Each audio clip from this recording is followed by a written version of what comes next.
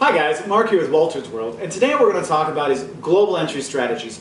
Basically, how do we start selling our products abroad? And we're going to look at some of the main ways that companies do go abroad, and some of the main differences between these is how much risk your company is willing to take and how much control you're willing to give away. Now, the first one out there we're going to talk about is exporting. And the thing is, exporting is when you make your product in your home country and you ship it abroad. Now, what's great about exporting is, hey, I'm limiting my risk. I make it here at home, I'm not putting up foreign subsidiaries abroad, I just have limited financial risk. Now, also, I am getting into the other markets, so there's two really good things. But there are some bad things. And I have my lovely Italian friend here to help me out. So, I have my Italian friend here. Italiano. See, real Italian with his Venice shirt and everything. Now, the thing is, one of the bad things about exporting is once you ship it, you lose complete control. Now, I can talk to my Italian friend here, and we can have some agreements, but I still can't control everything he does. So I have my Play-Doh, I'm shipping to Italy. Now, I'm giving it to him over there, and I'm hoping it's going to be great. Now, he's playing with it nicely, and he's probably going to help sell it, stuff like that. That's great, but you can't always control that because, what's he doing? Oh no! He's tearing it up! He's messing it up! And that can happen because since you lose control, you don't know what they're going to do with your products. So, that's the first one, exporting. So I'm going to thank my Italian counterpart. Grazie mille! Fuego. Ah, molto bene. And next we talk about, now, the second one I want to talk about is franchising. Here you make an agreement between the franchisor and the franchisee. Okay? And basically, if McDonald's, what they do is they say, hey, who wants to be a franchise? McDonald's franchise. And they go to different countries and they find locals that will put the money up. Now what does that do? One, it lowers the financial risk for McDonald's because someone else is paying the startup costs.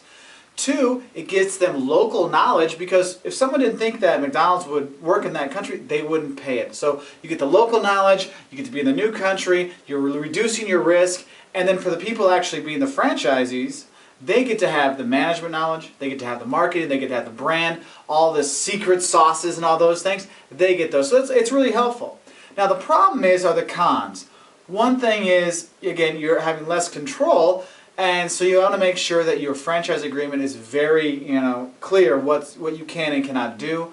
Another thing is you're limited in the amount, like the McDonald's in the U.S. is limited to the amount of money it can make because a franchise agreement may say we get 10% of profits or 30% of profits, but if it turns out that and the franchise in Germany becomes so popular it actually makes more money than the U.S., you're still only limited to that 10%. You're like, oh, I could be making so much more. Okay, so those are some of the issues with franchising. Next, what you have is a strategic alliance. Here, you have two companies from two different countries working together. Now, the thing is, they're not buying equity, they're not putting money into each other, they're just kind of working together. So right now, say the University of Illinois decides to do a program with the Technical University of Lisbon. Now, they're not going to buy each other's schools or put money into it, but they'll work together so the Portuguese university can have better success in the U.S., and the U.S. university can have better success in Portugal. And so what they do is they help each other out. So it's very nice because one of the pros, you get local help. Two, you're kind of working together to learn from each other, so you're getting free information, all kinds of really good stuff. Now, the bad side of it is sometimes in these strategic alliances, you may be giving too much information away and might be creating or helping out a rival. So it is one of these kind of give and takes things. But a lot of times it works out well because we all learn from each other. Okay, but if you wanted to go one step further and take more financial risk, that's when you start investing in each other. That's when you have a joint venture. Okay, a joint venture is when two companies say, hey, you know what, we're going to work together, we're going to sign a contract, we're going to put money into each other.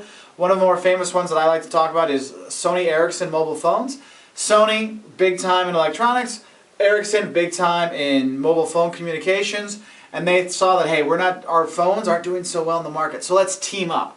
That's one thing joint ventures is, we can team up and pool our resources so we can find others that have better, resources or competencies than us. We can work with them and they can help us out. Now, the thing is it also, you're splitting the risk because now it's just not me being Ericsson by myself in the market, it's Sony and Ericsson together. So we're cutting down our financial risk and we're using each other's competencies to help boost our stuff. So, hey, that's good stuff.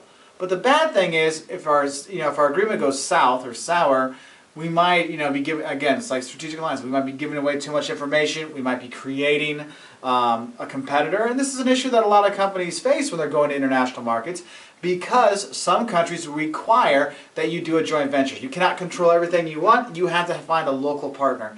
And that could be one of those things, I might be creating a potential, competitor. Now, and the fifth one I want to talk about, and the last one, is direct investment. Sometimes called foreign direct investment. This is when you actually put your own money in there. You go in and do it 100% for 100% ownership. So you have 100% of the control, but you also have 100% of the risk. Because going to that new market, if you don't know if it's going to work and it fails, you lose everything because you're not sharing the risk with anybody. Okay? So, but the thing is, one of the good things is, hey, we get all the profits. So if it goes well, it all comes to us. I don't have to share with anybody. Also, with intellectual property, I'm not worried about losing my intellectual property to a potential new competitor because it's me. I own it all, so I keep control of it.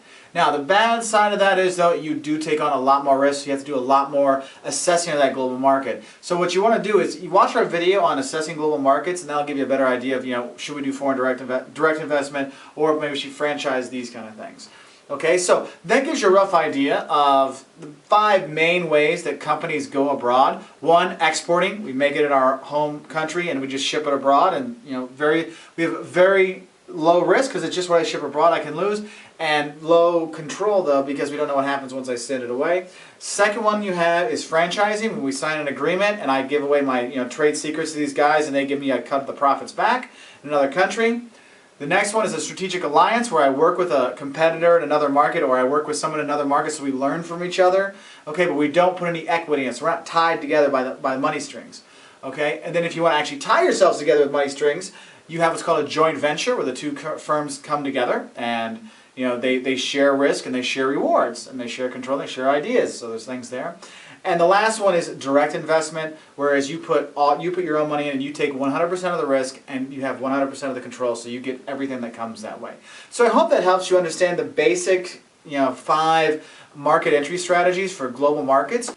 If you have more questions on marketing or global entry strategies, please leave us a comment down below. We'll hope you subscribe and like this video. And hopefully we'll see you around the world. Bye. Italiano.